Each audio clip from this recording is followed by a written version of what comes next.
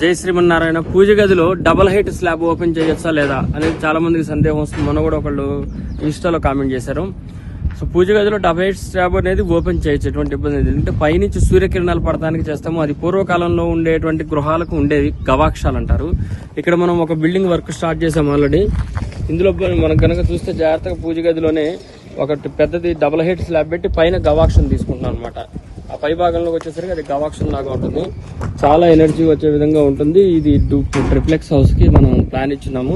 కాబట్టి గృహ నిర్మాణాల్లో అనేక రకాల మోడల్స్ ఎన్ని చేసినా మళ్ళీ మనం పూర్వంలో ఉండేటువంటి మోడల్ ఏదైతే ఉంటుందో ఆ మోడల్నే మనం ఎలివేట్ చేయాలి. అప్పుడే అది సుభిక్షంగా ఉంటుంది. జై శ్రీమన్నారాయణ.